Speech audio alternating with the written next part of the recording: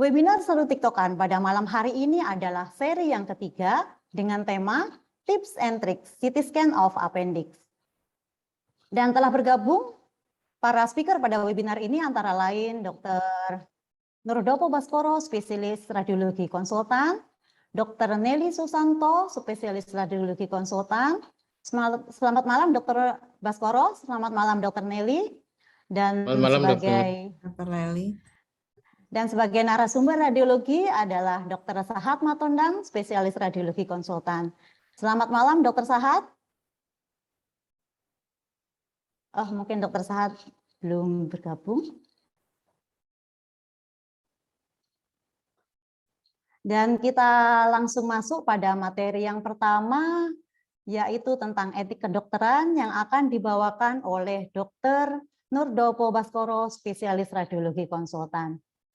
Dr. Baskoro adalah staf di instalasi radiologi Rumah Sakit Karyadi dan beliau juga sebagai staf di Fakultas Kedokteran Universitas Diponegoro.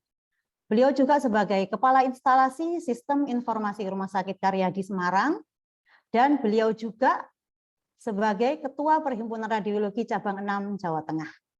Kepada Dr. Baskoro dipersilahkan dokter, waktu dokter 15 menit. Monggo dokter.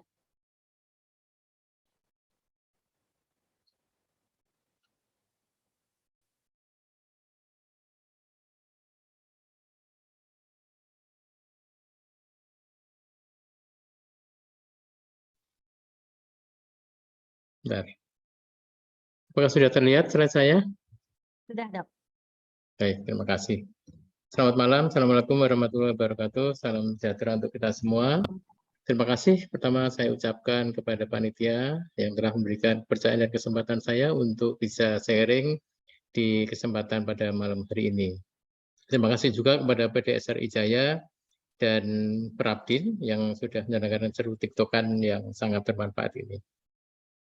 Pada malam hari ini saya akan menyampaikan materi tentang etik dan medical radiological imaging. Ya, karena ternyata tidak hanya pada praktek klinik saja, praktek radiologi pun kita juga harus belajar tentang etik dan medical legal. Kita mulai bahwa prinsip etik praktek kedokteran, kita tahu bahwa Pak kedokteran kita yaitu Bapak Hippocrates mengatakan bahwa prinsip pertama adalah primum non nocere. Artinya adalah first do no harm atau jangan memperparah keadaan pasiennya. Contoh yang di radiologi yang bisa kita ambil sebagai contoh adalah salah satu misalnya ada fraktur servikal pada pasien.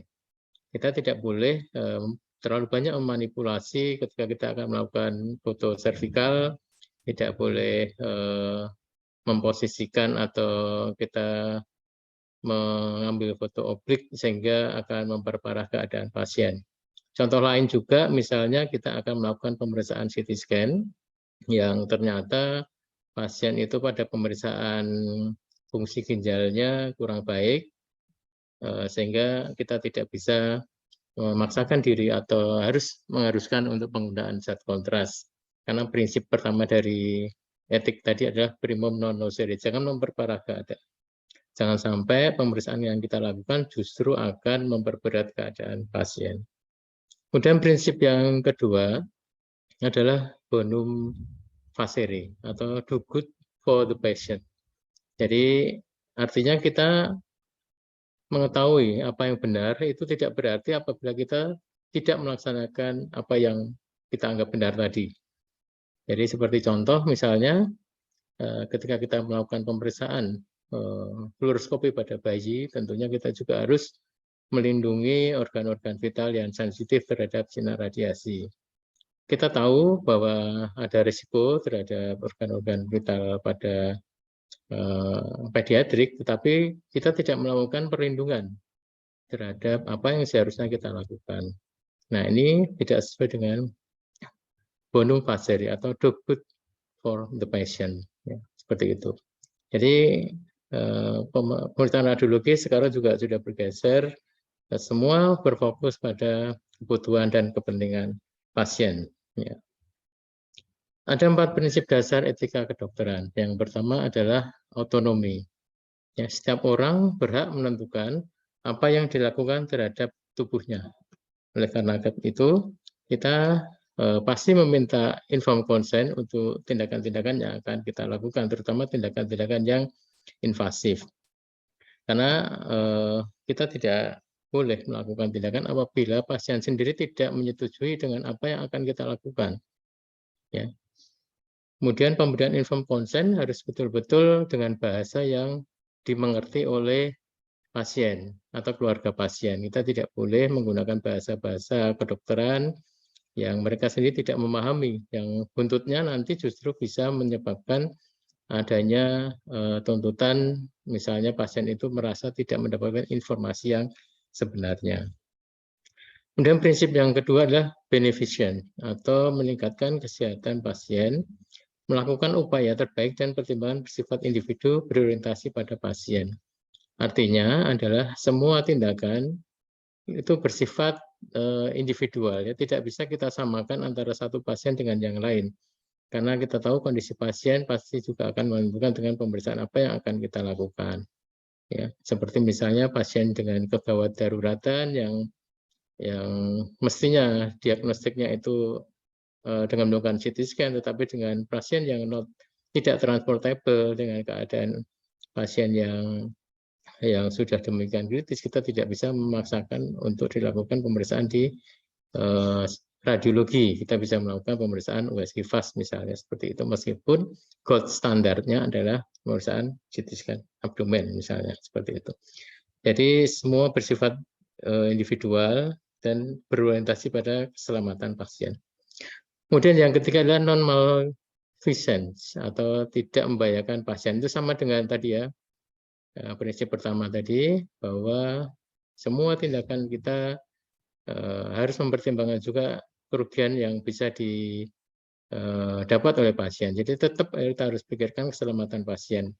Kita harus sampaikan juga pada saat informed consent bahwa tindakan ini juga mempunyai risiko-risiko yang kemungkinan juga bisa dapat merugikan pasien. Kita jelaskan dengan pertimbangan-pertimbangan kenapa harus kita lakukan ini, sehingga pasien bisa mengerti atau keluarga pasien bisa memahami. Ya. Kemudian yang terakhir adalah justice atau adil dalam pemberian pelayanan kepada pasien. Kita tidak boleh membeda-bedakan apakah pasien itu pasien BPJS atau non BPJS, pasien itu statusnya terhormat atau tidak terhormat, tetapi kita lebih berorientasi pada kebutuhan pasien itu sendiri, tidak mempertimbangkan hal-hal lain di luar medis, maksudnya seperti itu. Nah, 4 prinsip dasar etika kedokteran ini sayangnya dalam penelitian yang dilakukan pada tahun 2019 dan 2020 itu belum banyak dipahami atau diterapkan dalam praktek pencitraan medis 4 prinsip dasar tadi. Sehingga ada pertemuan yang membahas tentang etik radiologi pada tahun 2020. Nilai-nilai tersebut dari 4 nilai yang tadi kalau kita terapkan maka akan menjamin pergeseran dari paternalisme ke patient-centered care dan pengambilan keputusan bersama untuk memaksimalkan manfaat dan mengurangi bahaya terhadap pasien. Artinya ketika 4 prinsip tadi kita terapkan, maka model paternalisme yang dulunya berfokus pada keputusan dokter itu adalah segalanya yang harus dianut oleh pasien, sekarang tidak lagi, tetapi memang betul-betul apa yang kita lakukan itu adalah patient-centered care, bermuara pada kepentingan pasien. Ya, prinsip-prinsip itu mestinya harus kita anut juga. Patient-centered care pada radiologi, jadi ada yang sekarang yang sedang tren adalah pengalaman pasien ketika mendapatkan pelayanan dari fasilitas kesehatan. Ya, jadi patient center experience. Jadi patient experience ini sekarang yang sedang digaungkan. Jadi untuk radiologi ada beberapa tahapan ketika pasien itu berinteraksi atau berhubungan dengan pelayanan radiologi. Yang pertama adalah scheduling registration. Jadi ketika dengan teknologi yang saat ini sudah berkembang, pastinya akan memudahkan pasien melakukan registrasi. Nah, ini registrasi ini harus dipermudah, harus pasien mendapatkan experience, mendapatkan pengalaman bahwa mendaftar di radiologi itu adalah sekarang mudah dengan online, misalnya seperti itu. Kemudian di tahap yang kedua ada reception. Reception di sini pasien bertemu dengan petugas kesehatan di depan. Nah, ini seringkali yang mesti kita harus waspadai, jangan sampai ada kata-kata atau ada sesuatu yang membuat pasien itu merasakan pengalaman yang kurang baik ya. Karena pasien itu secara psikologis adalah sedang dalam keadaan sakit, sementara kita tidak boleh mengeluarkan kata-kata atau sesuatu yang membuat mereka lebih sakit, merasakan tidak nyaman di rumah sakit yang kita tempati. Kemudian caregiver interaction, ini bagaimana kita memperlakukan pasien, bagaimana kita berinteraksi, komunikasi dengan pasien secara sopan dan tidak melanggar etika. Ya. Kemudian yang berikutnya adalah reporting result atau hasil pemeriksaan radiologi. Ini berkaitan dengan kecepatan biasanya, tetapi yang lebih penting adalah bukan hanya pada kecepatan, tapi bagaimana hasil radiologi yang kita hasilkan itu betul-betul akurat dan menjawab kebutuhan dari klinisi yang minta ke kita. Kemudian yang terakhir adalah billing. Saya kira ini berhubungan dengan pasien-pasien yang lebih ke pasien-pasien umum. Kalau pasien BPJS, kecuali yang iur biara, ia tidak mengeluarkan biaya. Dari tahapan-tahapan ini kita harus betul-betul memperhatikan karena akan berhubungan dengan apa yang akan dirasakan pasien ketika berhubungan dengan pelayanan kesehatan.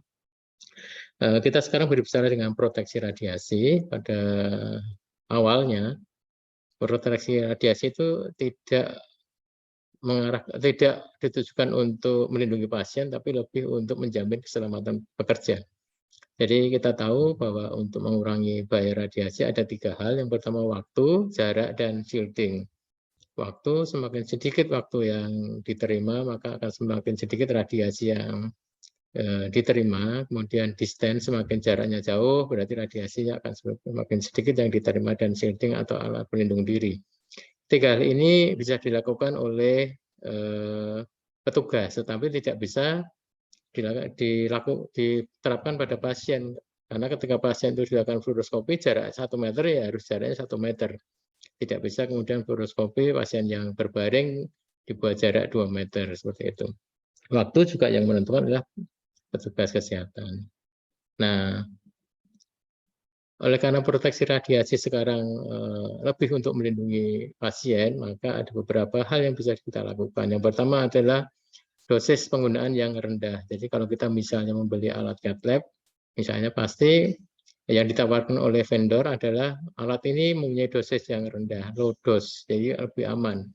Baik untuk aman terhadap pasien, juga aman terhadap petugas. Kemudian sekarang akreditasi mewajibkan ada pencatatan dosis radiasi pada pasien.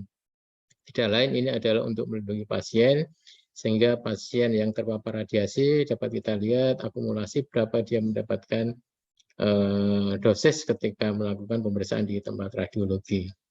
Kemudian penggunaan shield untuk area yang sensitif, ini juga mesti perlu kita perhatikan. Kemudian pemilihan modalitas, jadi pemilihan modalitas misalnya pada bayi itu lebih baik sebisa mungkin misalnya tidak bisa dilakukan dengan CT scan atau ada modalitas lain yang bisa digunakan, maka akan dipilih yang menggunakan selain radiasi misalnya seperti itu ya. Jadi pemilihan modalitas ini penting, termasuk bagaimana kita memilih antara CT scan atau MRI yang berhubungan dengan keselamatan pasien. Ya. Kemudian mengurangi pemeriksaan berulang ini dimaksudkan adalah ketika kita mendapatkan pemeriksaan yang kurang optimal, seringkali kita melakukan pemeriksaan berulang-ulang sehingga dosis radiasi yang diterima pasien menjadi lebih banyak. Kita bicara tentang dilema etik radiologi. Dokter radiologi seringkali akan menghadapi situasi di mana yang cukup mengganggu, yang mungkin melibatkan hak asasi manusia seperti hak atas privasi dan hak untuk diberitahu kebenarannya. Jadi seringkali dokter radiologi itu juga menghadapi dilemanya atau kebingungan. Contohnya seperti second opinion dari teman sejawat.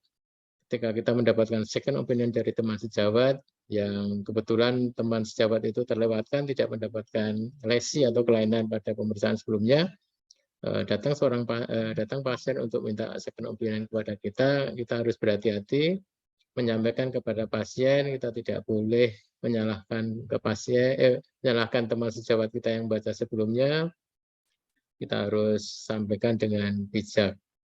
Kemudian ada juga dilema ketika kita melakukan misinterpretasi hasil radiologi, misalnya ketika membaca mamografi kita katakan normal, ternyata beberapa bulan kemudian pasien datang lagi dengan menunjukkan hasil biopsi bahwa dijumpai adanya malignansi atau kanker pada payudara.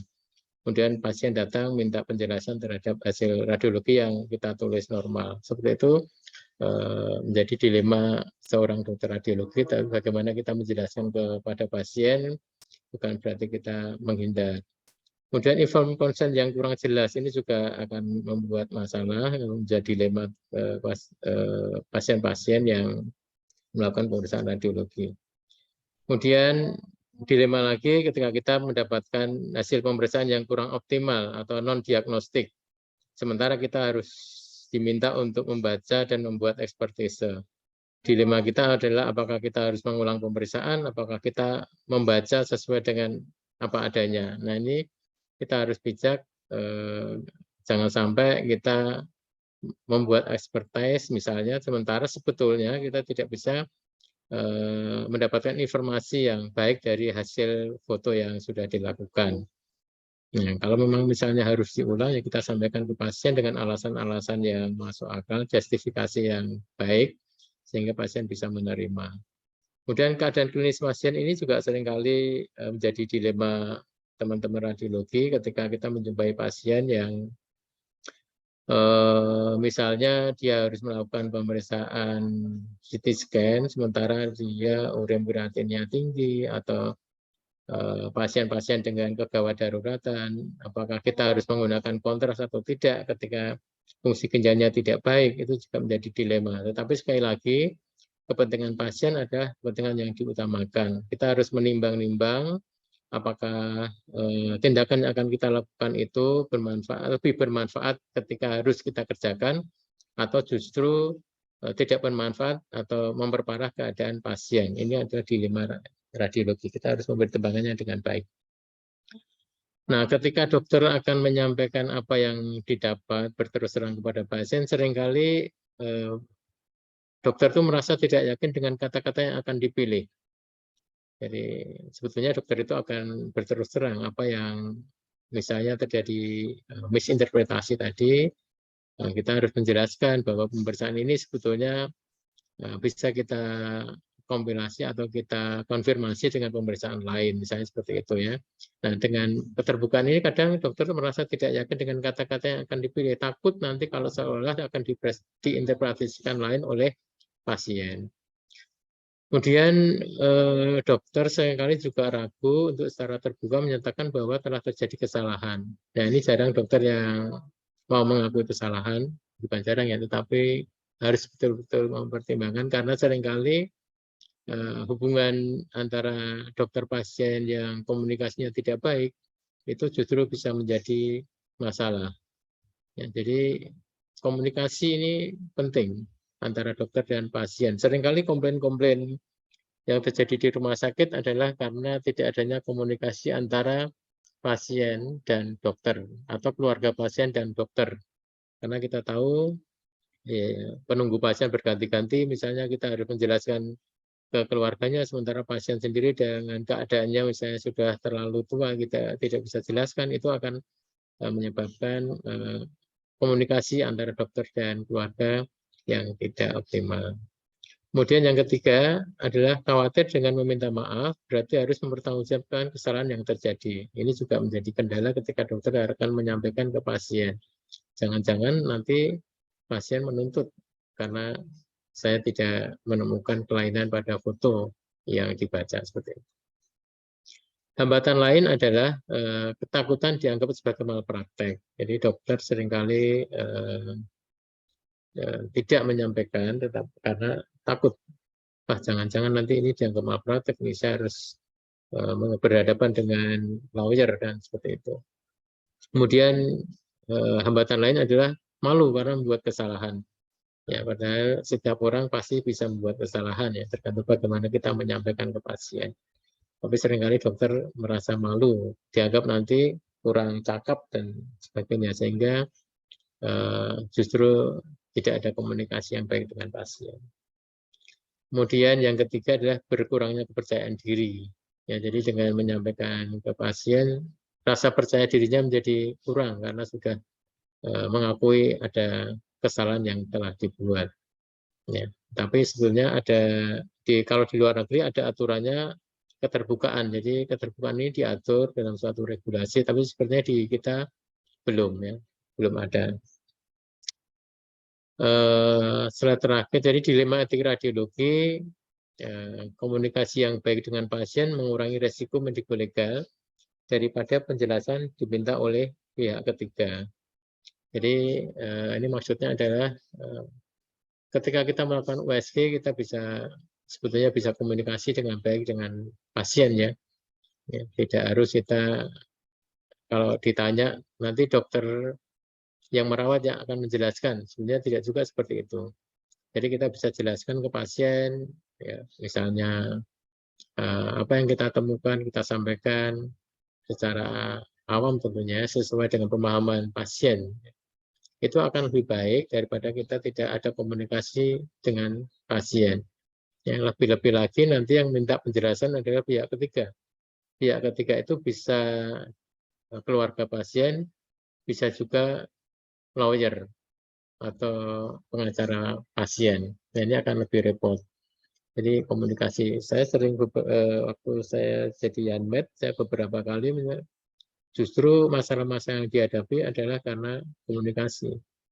Ya, kenapa anak saya setelah dilakukan pemeriksaan CT scan kok tiba-tiba kok malah kakinya tidak bisa digerakkan? Itu ada pasien yang seperti itu ya. Jadi kita harus menjelaskan bahwa sebetulnya tidak ada hubungannya. Jadi pasien datang sudah dalam keadaan end state, kemudian selesai di CT scan, kok tiba-tiba malah kesadarannya atau keadaan menjadi lebih buruk. Nah, itu harus kita komunikasikan ke pasien dengan baik. Kemudian masih banyak dilema etika umum dalam praktik radiologi tanpa pendekatan yang tepat, objektif, dan komprehensif. Jadi pernah dalam suatu kasus, seorang ibu datang untuk dilakukan pemeriksaan radiologi, ternyata sebetulnya diagnosisnya adalah berhubungan dengan batuk empedu, tetapi oleh karena tidak ditemukan oleh dokter umum, tapi sebenarnya dokter umum mengarah ke adanya batuk empedu, kemudian dikirim ke rumah sakit. Di rumah sakit, pasien dilakukan pemeriksaan USG dan CT scan. Yang ternyata pasien itu dilakukan CT scan dulu, kemudian informed consent sudah dilakukan, tetapi ternyata si ibu ini sedang menjalani program untuk fertilitas. Nah, ini terlewatkan informasi ini sehingga pasiennya akhirnya menuntut oleh karena radiasi yang dikeluarkan oleh CT scan membahayakan apa yang sudah diupayakan oleh ibunya tersebut. Hal-hal seperti ini memang kadang bisa jadi oleh karena ketidaktahuan pasien atau tingkat pendidikan pasien, tetapi yang lebih penting lagi adalah ketika kita melakukan informed consent, kita harus betul-betul sampaikan mulai dari tujuan apa yang akan kita lakukan, kemudian bagaimana melakukannya, kemudian apa risiko-risiko yang bisa didapatkan, bagaimana efek sampingnya, itu harus kita sampaikan dengan baik, sehingga ketika misalnya terjadi ekstravasasi pada kontras ketika kita melakukan CT scan, seringkali itu pasien sudah bisa menerima karena sudah kita jelaskan sebelumnya. Beda kalau pasien itu tidak mendapatkan informasi yang lebih dahulu. Tetapi kita menyadari bahwa tidak mungkin dilakukan pendekatan standar untuk dilema etik radiologi, karena setiap situasi adalah unik dan dipengaruhi oleh waktu, tempat, person yang terlibat. Artinya kita tidak bisa membuat standar-standar khusus yang harus diikuti dalam menyelesaikan suatu masalah etik, ya. Karena berbeda. Jadi setiap permasalahan itu mempunyai tingkat yang berbeda. Jadi kalau kita menanggapi komplain pasien itu ada levelnya yang apakah itu level kuning, apakah itu levelnya apakah masih hijau, apakah level kuning, apakah level merah, ya. Level hijau itu bisa diselesaikan sendiri dengan humas misalnya, kemudian level kuning harus melibatkan manajemen, level merah itu adalah eskalasinya sudah cukup tinggi, maka akan melibatkan pucuk pimpinan yang tertinggi. Jadi etika kedokteran ini mesti harus kita ikuti, ya, meskipun kita bekerja di radiologi yang tidak banyak langsung bertemu dengan pasien, tetapi suatu saat pasti kita akan diminta untuk menjelaskan kepada pasien apa yang sudah kita lakukan. Saya kira itu yang bisa saya sampaikan. Lebih kurangnya mohon maaf. Terima kasih. Wassalamualaikum warahmatullahi wabarakatuh. Waalaikumsalam warahmatullahi wabarakatuh. Terima kasih banyak Dr. Baskoro atas materi etiknya yang terutama tentang berhubungan dengan radiologi. Dan berikut apabila ada pertanyaan untuk Dr. Baskoro silahkan ketik di kolom chat. Jangan lupa sertakan nama dokter dan dari instansi mana dokter. Apabila ada pertanyaan dari peserta silahkan ketik di kolom chat. Dan berikutnya adalah tips dan trik CT scan of appendix yang akan dibawakan oleh Dr. Nelly Susanto. Dr. Nelly Susanto, spesialis radiologi konsultan, adalah dokter spesialis radiologi di Rumah Sakit Gading Pluit, Jakarta. Kepada Dr. Nelly, silakan dokter. Waktu dokter 30 menit. Monggo dokter.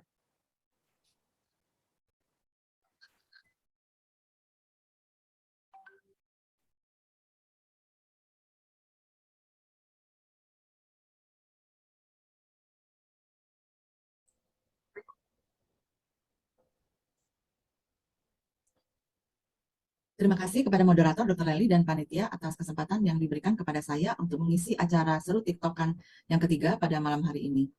Selamat malam teman-teman sejawat yang saya hormati.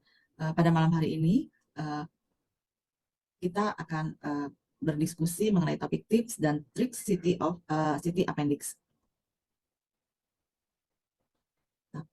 Penyebab penyakit atau kelainan pada appendix umumnya ada dua, infeksi dan neoplastik. Neoplasma atau neoplasma appendix dapat berasal dari epitelial, neuroendokrin tumor, limfoma, mesenchymal tumor, sarkoma, dan metastasis. Neoplasma appendix ini merupakan tumor gastrointestinal yang jarang, yang dapat bermanifestasi dengan keluhan seperti appendicitis, yaitu nyeri perut kuadran kanan bawah, teraba massa, dan yang memerlukan mungkin tindakan bedah dan tindakan pembedahan. Sedangkan appendicitis akut merupakan penyebab nyeri abdomen non-traumatik yang paling sering yang memerlukan tindakan pembedahan emergensi. Sebelum penggunaan imaging secara rutin pada pasien-pasien dengan kecurigaan appendicitis akut, setelah dilakukan appendektomi, secara histologi dijumpai gambaran appendix yang normal dan complicated appendicitis yang tinggi. Sehingga pemeriksaan imaging ini diperlukan untuk membantu klinisi menentukan apakah memang benar kelainan tersebut adalah appendicitis atau ada penyebab penyakit yang lain. Anatomi appendix. Appendix merupakan suatu tabung muskuler yang buntu yang berasal dari sekum, terletak di posteromedial sekum kurang lebih 2-3 cm inferior dari iliosekal. Tebalan dindingnya kurang dari 3 mili dan diameter kurang atau sama dengan 6 mili.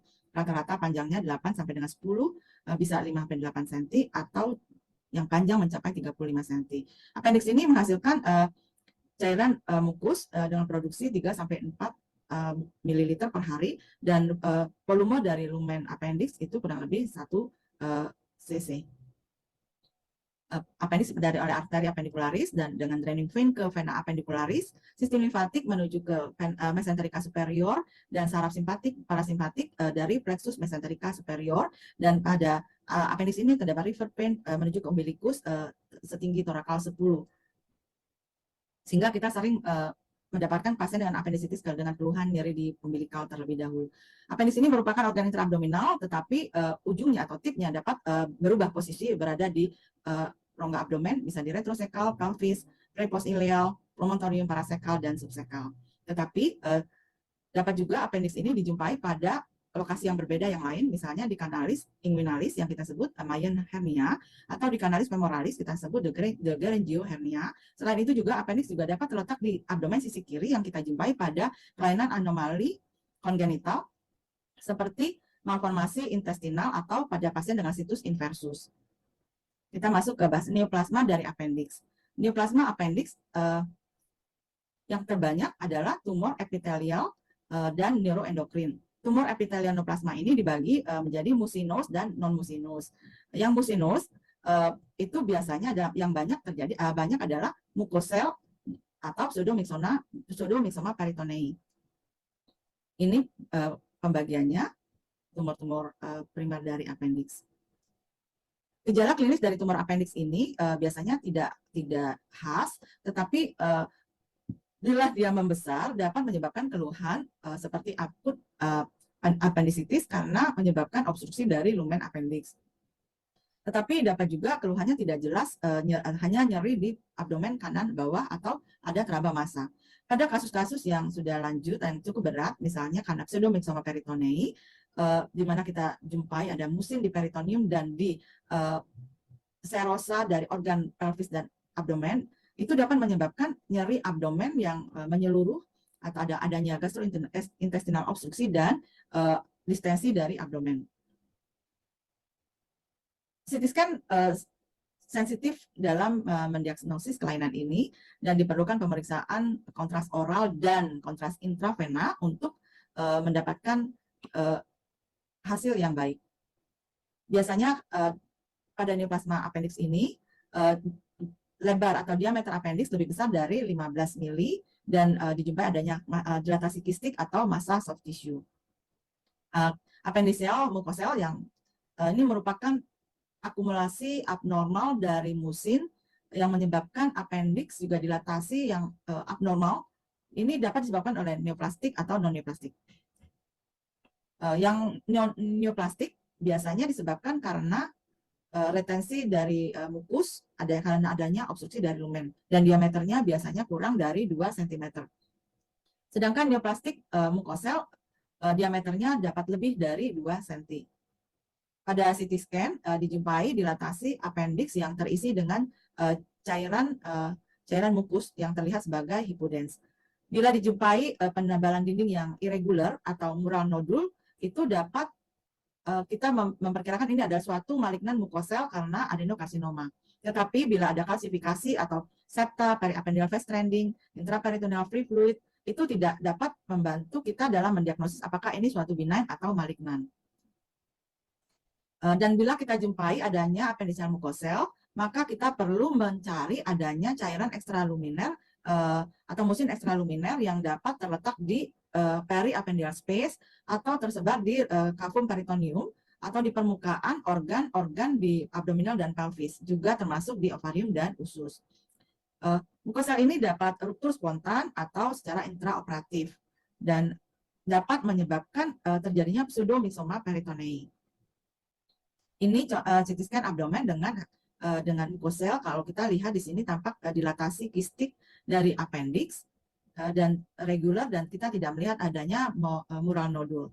Ini juga kalau kita lihat diameter dari lumen appendix ini kurang dari 2 cm, kemungkinan ini adalah suatu yang benign. Sedangkan ini adalah kita lihat tampak lumen appendix yang dilatasinya cukup lebar besar. Dindingnya juga kalau kita lihat di sini ada tidak beraturan, irregular, dan ada kalsifikasi. Ini adalah mukosel dari low grade appendiceal mucus neoplasma. Ini contoh juga appendix kita lihat melebar dengan penebalan dinding dan tampak massa soft tissue. Ini juga malignan. Dan ini contoh dari mukosel. Kalau kita lihat diameternya lebih dari 2 cm dan dindingnya menyangat kontras dan terlihat ada mural nodul pada di sebagian tepinya. Ini bisa kita curiga suatu malignan dari mukosel. Pseudomyxoma peritoneum merupakan suatu sindroma akumulasi asites musin intraperitoneal yang progresif yang dihasilkan oleh neoplasma penghasil musin yang biasanya oleh appendix. Pseudomyxoma peritoneum ini dapat disebabkan oleh yang lain, tapi hanya sebagian kecil, kelainan seperti ovarium, kolon, urakus, dan pankreas. Jika kita mendapati mengevaluasi ada neoplasma ovarium mucinus, kita juga harus menilai kelainan, kita juga melihat apakah terdapat kelainan pada appendix. Pada CT scan seperti yang tadi kita lihat bahwa di sini tampak asites musin di intraabdominal yang menimbulkan mass effect dan menyebabkan ada scalloping pada organ-organ solid di intraabdominal seperti pada di liver, di lien, tanpa scalloping. Dan di sini tampak ada kalsifikasi linier di sebagian massa tersebut. Ini juga adalah contoh pseudomyxoma peritoneum dari mucinus adenokarsinoma appendix. Ini kalau kita lihat juga ada appendixnya melebar dan menyangat, dan di bagian posterior dari appendix kita lihat tampak cairan musin, dan di sini di intraabdominal yang lain kita lihat ada cairan musin yang menempel pada peritoneum. Demikian juga pada CT scan di potongan koroner ini kita lihat tampak ada massa soft tissue cairan mucinus di parakolika. Juga ada yang menempel pada di perihepatit. Kelainan epitelial tumor appendix yang kedua adalah non-mucinus. Non-mucinus neoplasma ini yang termasuk adalah polip, adenoma, dan adenokarsinoma dan terdapat pada usia dekade ke-6. Manifestasinya dapat sebagai appendicitis karena adanya obstruksi dari lumen appendix. Pada CT scan kita dapat melihat adanya massa vokal soft tissue. Ada massa soft tissue tanpa pembentukan dari musin. Ini ada massa di appendix dan di sebagian sekum. Kita lihat di sini. Dan ada pembesaran kelenjar getah bening di iliokolika yang menyangat inhomogen. Ini menandakan suatu malignansi dari appendix. Ini adalah adenokarsinoma appendix. Ini ada contoh yang lain, non-mucinus adenokarsinoma appendix. Kita lihat appendixnya melebar dan ada massa jaringan lunaknya. Dan kalau pada yang ini kita juga lihat di sini appendixnya melebar dan tampak ada massa soft tissue. Ini juga non-mucinus lobulopilus adenoma. Kelainan yang cukup banyak juga pada appendix adalah neuroendocrine tumor atau disebut karsinoid tumor. Karsinoid tumor ini biasanya munculnya atau berasal dari tip appendix yang berasal dari subepithelial neuroendocrine cell. Terdapat pada usia yang lebih muda dan lebih sering pada wanita. Neuroendocrine tumor ini sering juga menimbulkan kita dijumpai adanya kelainan dari pembesaran kelenjar getah bening yang regional atau metastasis. Metastasis ke hepar dan karsinoid sindrom. Tetapi ini juga kejadiannya kurang dari 10% pasien. Pada CT scan kita lihat ada massa oval bulat atau diffuse atau penebalan diffuse dari dinding appendix, biasanya kecil kurang dari 1 cm. 75% itu terletak di distal appendix. Hanya 25% yang terletak di base atau di orifisium appendix.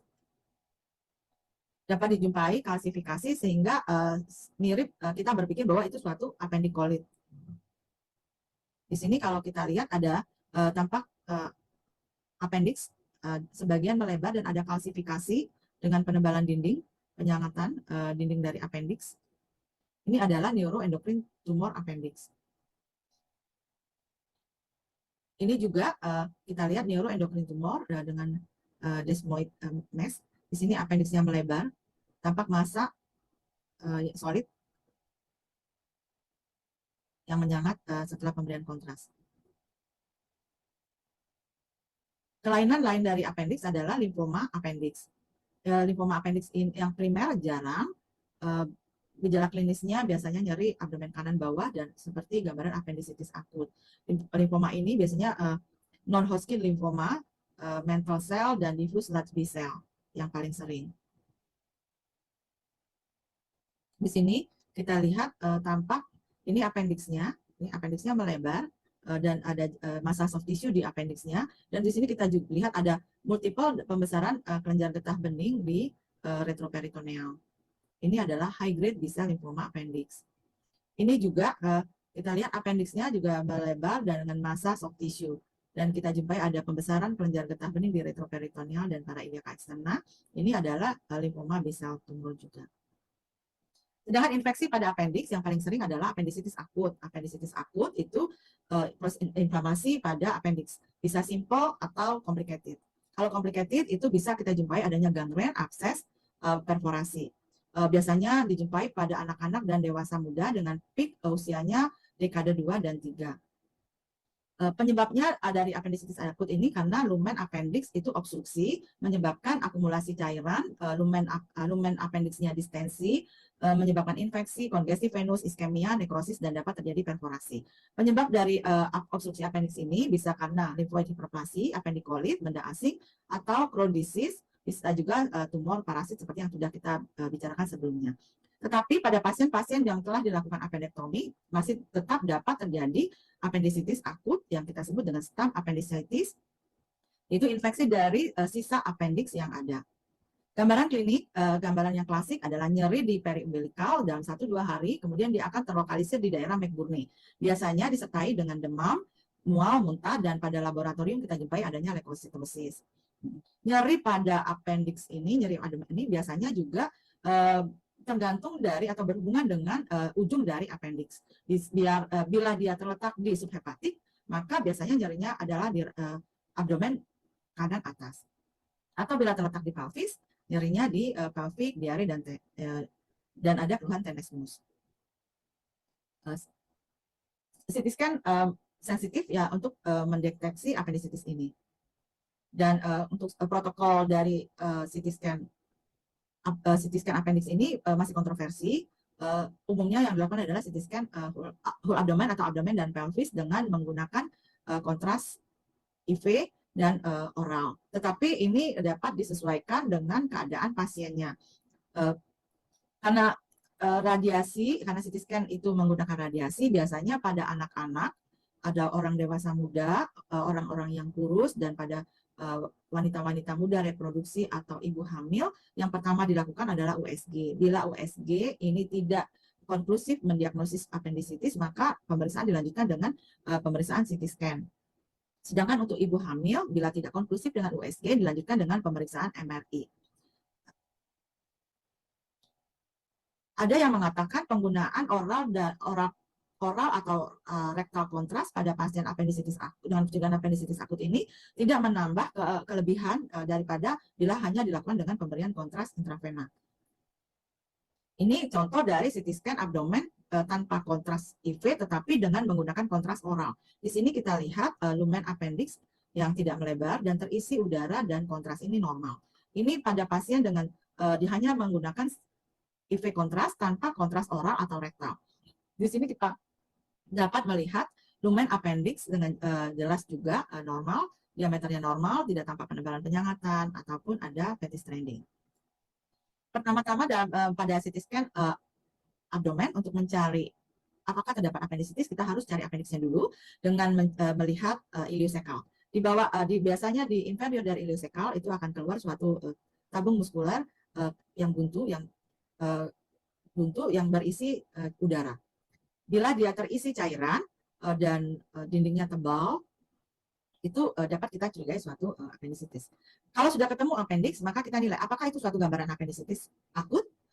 Pada appendicitis akut biasanya dijumpai ada beberapa hal yang penting, yaitu pertama adanya penebalan dan penyangatan dari dinding appendix. Untuk menilai adanya penyangatan, itu tentu kita harus menggunakan kontras IV. Normal kurang dari 3 dan pada inflamasi lebih dari 3 mm. Yang kedua kita lihat adalah dilatasi dari appendix. Cut off-nya pada CT scan adalah lebih atau sama dengan 10 mm. Tetapi bila 6 atau diameternya 6 sampai dengan 10 mm, kita dapat menyebutkan itu suatu appendicitis jika dijumpai paling tidak ada satu kelainan tambahan, yaitu adanya penebalan dinding atau penyangatan dinding, atau bisa penebalan penyangatan dinding atau adanya fetish trending. Yang ketiga adalah kelainan yang kita jumpai adalah periappendicular face trending. Ini disebabkan karena ada penebalan fascia peritoneal yang di sebelah kanan dan adanya penebalan dari mesoappendix. Tetapi selain itu juga kita dapat jumpai adanya fluid collection extraluminaire, phlegmon, abses, ataupun kelainan atau penebalan dari organ-organ di sekitar appendix. Pembesaran kelenjar getah bening mesenterica tidak selalu dijumpai pada appendicitis akut. Ini contoh pasien dengan CT scan tanpa kontras. Pada CT scan ini kita tidak begitu jelas menilai apakah dia appendicitis akut atau tidak. Tetapi setelah dengan pemberian kontras, kita dapat menilai dengan jelas bahwa ada penebalan penyangatan dinding appendix dan dilatasi appendix, juga terdapat fluid collection dan fetish trending. Sehingga membuat kita menjadi lebih percaya diri untuk mendiagnosis ini suatu appendicitis akut. Ini adalah contoh pasien dengan CT scan full abdomen tanpa kontras oral ataupun intravena. Pada pasien ini kita lihat lemak di intraabdominal cukup banyak sehingga kita bisa menilai appendix dengan jelas. Di sini tampak appendix melebar dengan appendicolit di dalamnya dan tampak appendicolit di base dari appendix atau di orifisium appendix. Selain itu kita lihat juga ada fetish trending. Jadi pasien ini adalah appendicitis akut tanpa menggunakan kontras oral atau intravena. Komplikasi dari appendix yaitu bisa perforasi, adanya phlegmon atau abses, peritonitis, adanya obstruksi usus halus. Ini biasanya karena sekunder inflamasi dari ileum yang menyebabkan adanya obstruksi mekanik. Selain itu juga adanya massa inflamasi di sekitar appendix dapat menyebabkan ileum distal itu terperangkap dan menyebabkan ileus obstruktif. Kelainan yang komplikasi yang lain adalah septic seeding dari pembuluh darah mesenterik, yaitu misalnya phlebitis, thrombosis atau abses di hepar. Ini karena adanya ascending infection dari draining vein yang draining mesenteric portal venous system. Ini contoh, ini adalah CT scan abdomen pasien dengan, kalau kita lihat di sini appendix perforasi, di sini kita lihat ada massa atau massa soft tissue di sekitar appendix, inflamasi. Dan juga kita lihat di sini inflamasi tersebut tampak melibatkan dari ileum terminal dan juga kolon sigmoid. Ini appendicitis akut dengan pembentukan phlegmon dan adanya yang melibatkan organ di sekitarnya. Ini pasien dengan periappendiceal abscess. Di sini kita lihat tampak fluid collection yang membentuk kantong menyangga rim di abdomen kanan bawah yang melibatkan muskulus psoas. Selain itu juga kita lihat ada penebalan dan penyangatan dari peritoneum di dekatnya dengan peritonitis lokal. Ini ada contoh pasien dengan tanpa kontras oral dan IV, tetapi kita tanpa kontras oral dan rektal, tapi kita hanya memberikan kontras intravena. Di sini kita lihat tampak lumen appendix yang melebar dengan penebalan penyangatan dinding, dan di sini ada udara extraluminar dan ada fluid collection. Di sini juga kita lihat di parakolika kanan kiri ada fluid collection. Dan pada potongan koronal kita bisa lihat di sini ada tampak diskontinuitas dari sebagian dinding appendix. Dan ini ada udara extraluminar dan ada fluid collection. Ini ada pembesaran kelenjar getah bening mesenterica. Ini adalah pasien dengan appendicitis akut perforasi dengan pembentukan abses dan peritonitis. Selain itu juga kita lihat tampak gambaran usus halus atau ileum yang melebar. Jadi gambaran ada komplikasi yaitu bowel obstruction. Ini juga ada tampak CT scan abdomen appendix. Kita lihat di sini penebalan appendix, ada fetish trending, dan pada kita lihat ada cabang vena mesenterica, ada hipodens di dalamnya. Ini juga vena mesenterica superior. Kita lihat ini adalah dengan trombosis appendicitis akut dengan trombosis di vena mesenterica superior dan cabang. Dan pada level hepar kita lihat ternyata trombusnya juga terdapat di vena porta dan cabang.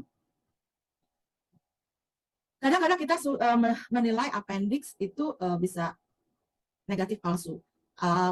Misalnya pada appendicitis yang ringan, ya di mana kita hanya bisa melihat ada dilatasi appendix, tapi minimal sekali periappendiceal face trending sehingga kita sulit menilai adanya hal tersebut. Atau pada pasien klinis seperti klinis appendicitis, tetapi dilatasinya tidak terlalu jelas dan leukositnya normal. Kalau seperti itu, kadang-kadang dengan menilai DIFCON, neutrofilnya bila tinggi, itu juga membantu mendiagnosis suatu akut appendicitis.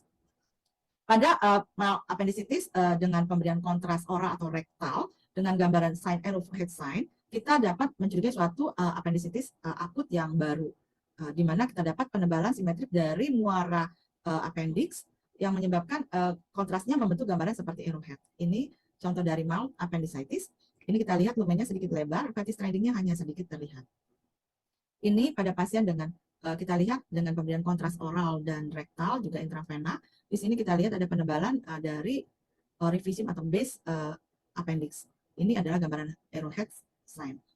Pada pasien dengan tip appendicitis juga sering kita negatif palsu, di mana pada bagian proksimal atau di daerah base dari appendix itu diameternya normal, tetapi pada bagian distal dari appendix kita lihat di sini diameternya lebar. Terus penebalan dan penyangatan dinding juga ada, kita lihat ada appendicolit yang menyebabkan obstruksi. Selain ini ada fetish training. Ini adalah tip appendicitis. Stump appendicitis itu adalah appendicitis yang disebabkan karena ada infeksi dari sisa appendix post appendectomy yang resikonya lebih besar pada bila tersisa lebih dari 5 mm. Kapan terjadinya ini? Tidak ada yang tahu, bisa beberapa bulan, beberapa minggu, atau beberapa puluh tahun. Ini adalah contoh gambaran dari stump appendicitis. Kita lihat sini appendixnya udah pendek, sini ada appendicolit, diameter appendixnya melebar, dan ada fetish trending. Sama. Kita juga bisa negatif palsu pada pasien dengan abses di abdomen kanan bawah. Bila kita jumpai kita jumpai ada abses di abdomen kanan bawah dan kita tidak bisa menilai appendix dengan jelas, kita dapat mencurigai suatu complicated appendicitis atau appendicitis dengan pembentukan abses. Walaupun kelainan lain dapat menyebabkan hal yang sama, tetapi karena appendicitis akut itu cukup sering, kita dapat mendede. Paling tidak kita harus mendede bahwa itu bisa jadi karena appendicitis akut dengan abses. Patognomonic itu menjelaskan bahwa itu jelas adalah abses bila kita jumpai adanya appendicolit yang keluar di dekat atau di sekitar appendix. Ini misalnya contoh abses di abdomen kanan bawah dengan appendicolit yang keluar. Ini adalah appendicolit perforasi.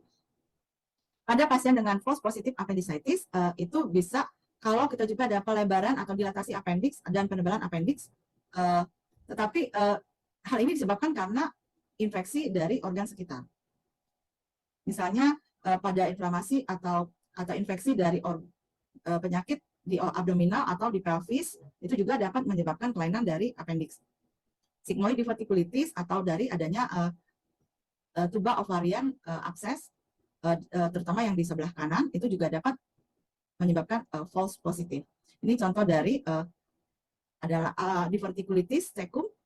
Di sini kita lihat, di sini diverticulitis tanpa appendixnya melebar, dindingnya tebal, dan ada fetish trending. Ini adalah infeksi dari ovarium dengan pembentukan abses, dan di sini kita lihat ada appendixnya menebal. Selain itu juga yang dapat menyebabkan kelainan pada appendix, penebalan penyangatan adalah Crohn's disease. Crohn's disease adalah penyakit inflamatori kronis, menyebabkan penebalan sirkumferensial dinding appendix, tapi biasanya tidak dijumpai adanya periappendiceal fetish trending. Ini kita lihat appendixnya melebar dengan penebalan dinding yang sirkumferensial. Ini adalah Crohn's disease. Ini juga adalah Crohn's disease. Di sini kita lihat lumen ileum terminalnya tampak penebalan. Dan di sini kita lihat sebagian appendixnya, bagian proksimalnya juga menebal. Ini melibatkan dari Crohn's disease yang melibatkan dari appendix. Yang selain itu, appendix, tumor-tumor dari appendix, sudah kita bicarakan sebelumnya, juga dapat menyebabkan kita false positive. Yang lain adalah apendicial endometriosis. Endometriosis apendicial ini jarang sekali, dan biasanya nyerinya adalah kronik dan siklus, berdasarkan siklus menstruasi.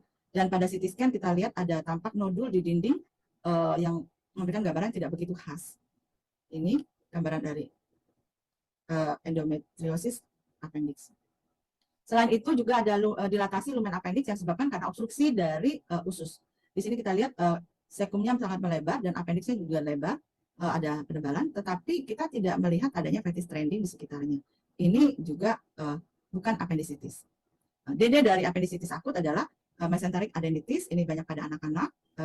Biasanya dijumpai adanya pembesaran kelenjar getah bening 3 atau lebih dengan diameter lebih dari 5 mili pada kelenjar getah bening mesenterica. Di sini ada appendixnya normal. Diverticulitis cecum, kita DD juga ini kita lihat ada divertikal dari cecum, dan ini adalah appendix yang normal. Ini dapat menyebabkan keluhan yang sama. Ini juga di vertikal dari sekum, itu kita lihat appendix-nya normal.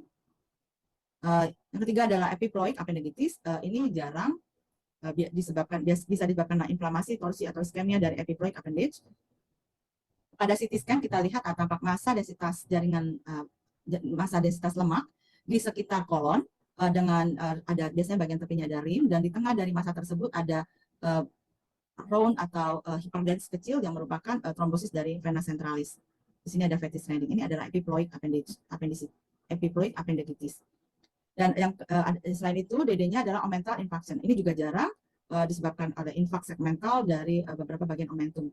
Gambarannya adalah kita tampak kesuraman, dan di sini kesuraman fat di daerah omentum dengan ada garis-garis tricky line, garis-garis hyperdense yang memanjang. Ini adalah omental infarct. DD yang lain adalah infeksi dari ileum terminal. Dapat disebabkan oleh bakteri, Mycobacterium, parasit atau viral. Ini dapat bersamaan juga dengan mesenteric adenitis. Gambarannya adalah penebalan dari dinding ileum yang ringan kurang dari 5 mm. Di sini kita lihat ada tampak penebalan dinding dari sekum kolon ascendent, dan ada pembesaran kelenjar getah bening mesenterica multiple. Ini adalah tuberkulosis di daerah ileum terminal dan juga daerah sekum. Ini adalah gambaran crown. Kita lihat ada penebalan dinding dari sirkumferensial dari dinding ileum, dan ini appendixnya normal. Take home message, penyakit appendix ada dua, infeksius atau inflammatory dan neoplastik. Gejalanya bisa mirip, tetapi biasanya pada appendicitis disertai adanya demam, mual, muntah, dan kalau pada tumor biasanya gejalanya gradual, tidak mendadak, tidak akut. CT merupakan modalitas diagnosisnya utama pada kelainan appendix ini, tetapi pada pasien-pasien dengan usia muda, anak-anak, ibu hamil, dianjurkan menggunakan ultrasound terlebih dahulu. Bila tidak terdiagnosis, baru menggunakan CT scan, dan kecuali pada ibu hamil menggunakan MRI. Sedangkan pada pasien-pasien yang dewasa atau orang tua bisa langsung menggunakan CT scan. Pemberian kontras, ada yang mengatakan kontras intravena cukup tanpa kontras oral atau rektal. Tetapi pada pasien-pasien yang kurus, kita bisa lakukan tanpa kontras dulu. Bila sudah jelas diagnosis appendicitis akut, kita bisa tidak melanjutkan dengan pemberian kontras. Tanda-tanda dari appendicitis akut itu pada CT scan ada 3, terutama adalah 3. Penebalan penyangatan dinding appendix, dilatasi dari appendix, cut-off-nya 10 mili, bila 6-10 mili, paling tidak disertai satu kelainan yang lain, bisa penebalan penyangatan appendix atau ada fat stranding. Dan yang ketiga adalah periappendicular fat stranding. Kalau pembesaran kelenjar getah bening mesenterica itu tidak selalu ada. Sedangkan appendicolit juga tidak selalu ada. Adanya appendicolit juga tidak selalu menyebabkan suatu appendicitis akut. Penting buat kita adalah membedakan itu adalah primary appendicitis atau secondary atau reactive appendicitis. Ini algoritmanya untuk interpretasi appendicitis pada CT scan dengan keluhan simptomatik yang appendicitis akut. Kalau diameter appendix kurang dari 6 mili, itu jelas kita singkirkan appendix. Atau lebih dari 6 mili, tetapi ada gas, ada udara di dalamnya, itu kita singkirkan, atau bila keluhannya masih terdapat jelas, kita follow up.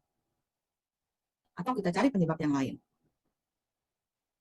Kalau diameternya 6-10 mm, tanpa adanya kelainan yang lain, itu mungkin saja appendicitis, tapi ini kita observasi, jika keluhannya jelas.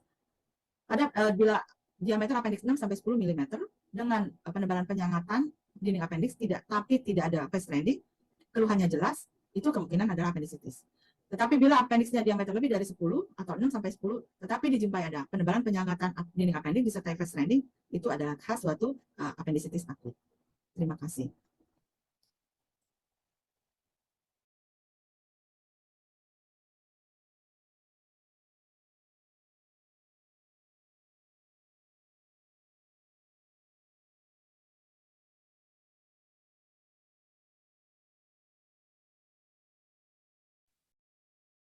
Terima kasih Dr. Nelly atas materinya yang sangat informatif dan sangat update. Dan saya ingatkan lagi kalau misalnya ada pertanyaan untuk Dr. Nelly maupun untuk Dr. Baskoro, silahkan ketik di kolom chat. Jangan lupa sertakan nama, ditujukan ke dokter siapa, ke Dr. Nelly atau ke Dr. Baskoro. Sertakan juga nama penanyanya juga, Dok. Dan berikutnya adalah sharing case dari Dr. Sahat Matondang, spesialis radiologi konsultan. Selamat malam, Dr. Sahat.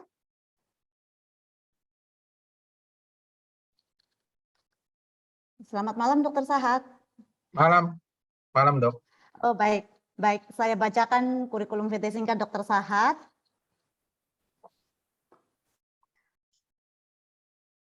Jadi Dr. Sahat adalah narasumber radiologi, yang mana Dr. Sahat adalah staf Departemen Radiologi Fakultas Kedokteran Universitas Indonesia, dan beliau juga sebagai Executive Member of ASAR, yaitu Association Society of Abdominal Radiology. Kepada Dr. Sahat, dipersilahkan dokter, waktu dokter 20 menit. Silakan dokter. Terima kasih. Saya izin share screen-nya. Silakan dok.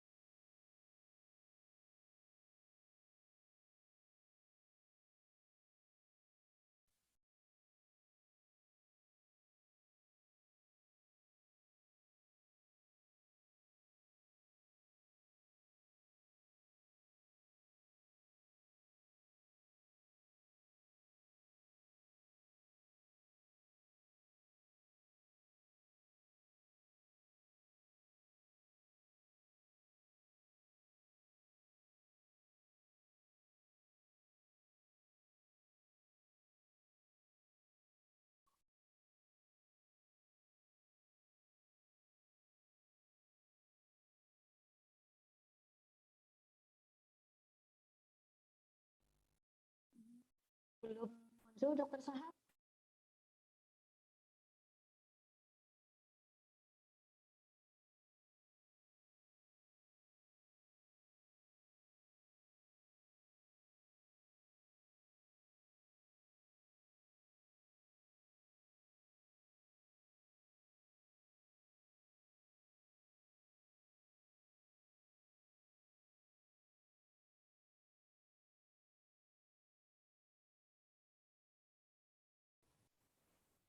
Selamat malam dokter Sahat. Apa ada trouble dok? Sinyal mungkin dok?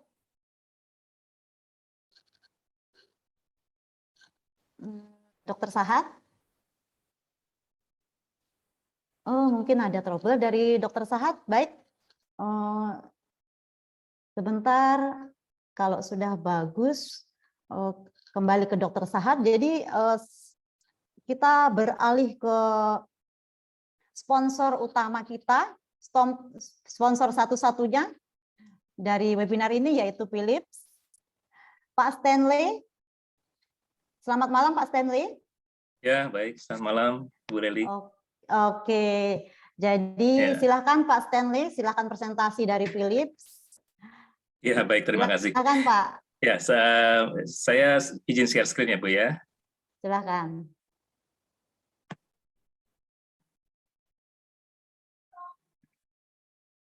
Ya, apakah sudah terlihat, Bu? Halo? Oke, sudah kelihatan. Sudah ya? Ya, baik. Ya, terima kasih.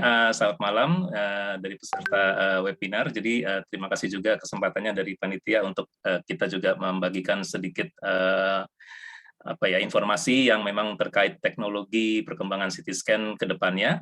Jadi, pada saat ini mungkin saya akan sedikit membagikan terkait apa yang sekarang di CT scan itu dikembangkan. Nah, dan di slide ini kalau kita lihat memang ini terkait icon spectral CT adalah suatu CT scan yang sebetulnya agak sedikit berbeda dari CT scan yang saat ini ada, karena memang dia akan menangkap multi energi atau kita sebutnya spectral CT, di mana memang nantinya hasilnya itu tidak hanya berupa Hounsfield unit pengukurannya, tetapi kita akan mendapatkan beberapa hasil spektrum atau spektrum yang berbeda, yang tidak dapat kita ketemukan di CT konvensional biasa. Jadi saya tidak akan berlama-lama, jadi di kesempatan ini saya hanya akan sedikit men-sharingkan apa itu spectral CT, dan nanti ada sedikit video terkait clinical benefit-nya. Jadi memang prinsip dari spectral CT ini adalah making the invisible menjadi visible, atau suatu yang biasanya kita temukan incidental finding, yang biasanya kita harus melakukan follow up terhadap scan pertama kita karena kita tidak bisa mendiagnosa secara langsung pada scan awal itu.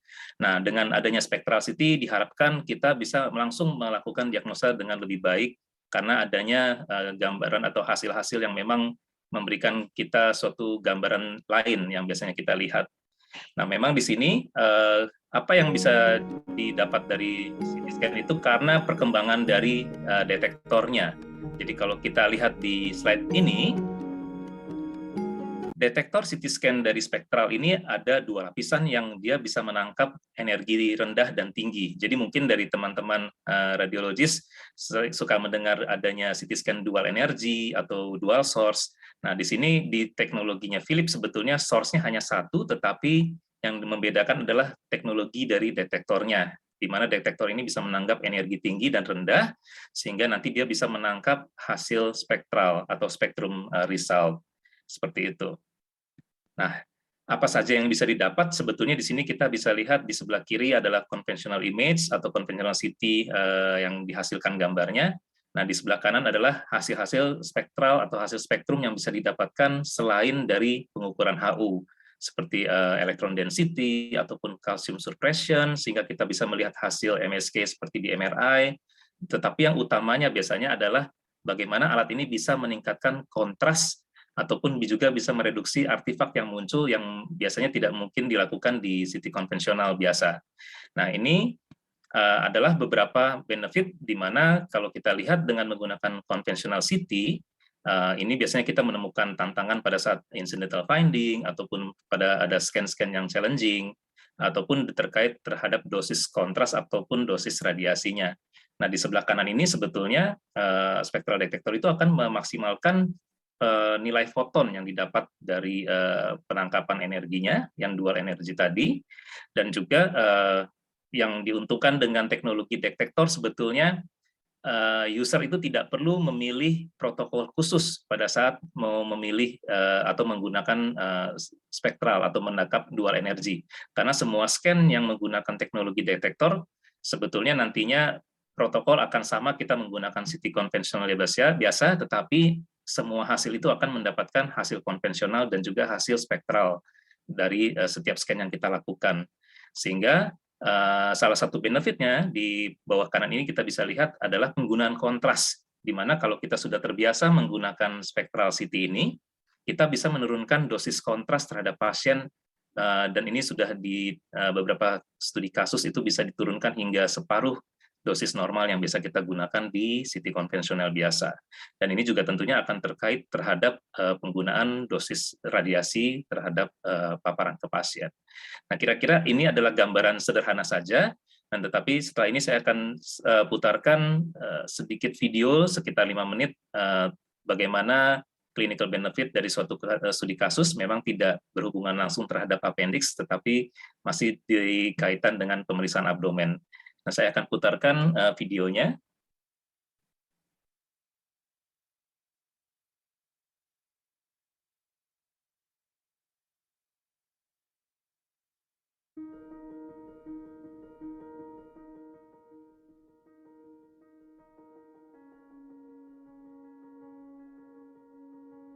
The customers, how they see the benefits of this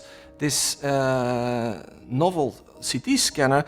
Well, it's more or less, I get the same feedback everywhere. They really like it that these results are available to them in every single patient, in every single exam, without zero penalty. And they can approach that data anywhere they want. They can do it on the console of the scanner. They can do it on a thin client if they were willing to. And in cases of incidental findings, this first study is the right study. The one case that struck me most was a patient with a lesion in the pancreatic head, which, according to the radiologist, was not visible on conventional CT. But then, when he applied the spectral results, it became apparent. The tumor in the pancreatic head became apparent, and the patient was immediately sent to the right modality to make a final call. So the first case that I'm going to show you, I think, is a perfect example of diagnostic certainty. So, I hope you can follow me there. So we're looking, these are slices through the upper abdomen, we go down and we already see signs of, well, that's probably why the patient has abdominal pain, right? We see dilated bowel loops. So it looks like there is some kind of obstruction going on in the bowel. We see a lot of fluid buildup there. So now here is an area which caught the attention of the radiologist. You know, we already saw the dilated bowel loops, but over here we see the dilatation of the bowel loops, but we also see some kind of thickening. But yeah, the bowel loops are a little bit thickened. But so the question arises: is there ischemia going on? Is there bowel tissue at risk? Well, in conventional CT, you just compare the density of the bowel wall with regular tissue there, and you see it's the same in Hounsfield. It shows the same scale. Yeah, it's bright there, it's bright there. So yeah, there are no signs of bowel wall ischemia. So you feel pretty confident. But then, since you have the additional spectral results available on a click, we can ask for it like that. We do that, and then you see you get 4 different results with 1 click. This is the conventional image, and these 3 are the spectral results. And if we go one by one, on the left lower part, this is an image called a virtual non-contrast, and this image takes out the iodine. Now if we focus on this area, I will zoom in a bit. If you focus on this area, you see in the conventional image where there is iodine inside and the virtual non-contrast, this tissue over here, the wall of the bowel loops, doesn't change. So it means that there is no iodine. That means that there are signs of ischemia. Now, if we look at an iodine or water, on this image you see, it shows the concentration of iodine in milligrams per cc.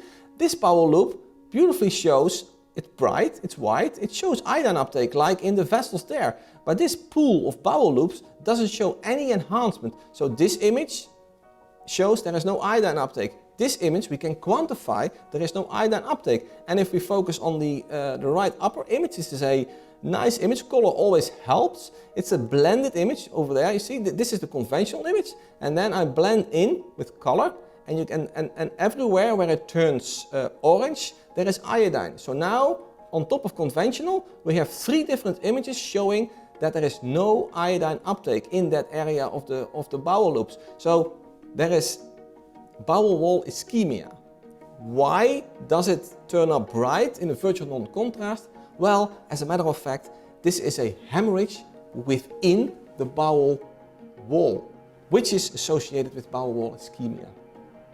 This case nicely illustrates that the spectral results enabled us to reach definitive diagnosis with 1 single exam. There was no need for additional studies. There was no need to send the patient to ultrasound. There was no need to send the patient to another modality. This 1 single exam with contrast allowed us, by using the spectral results, to reach the diagnosis of intramural hematoma, a sign of bowel wall ischemia, which needs urgent attendance of a surgeon.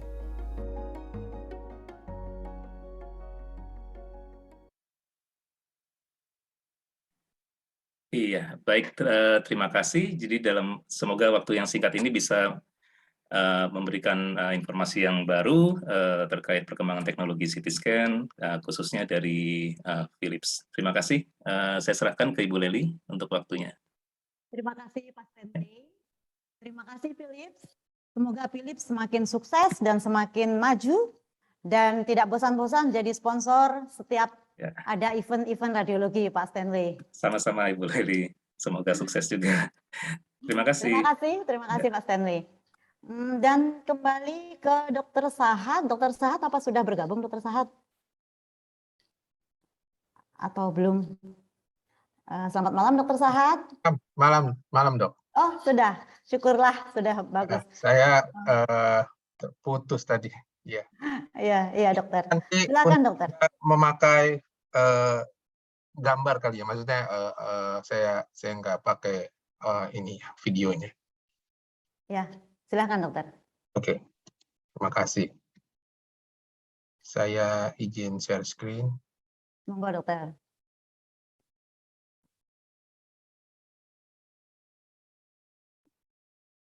Pak Stanley bisa di... Oke.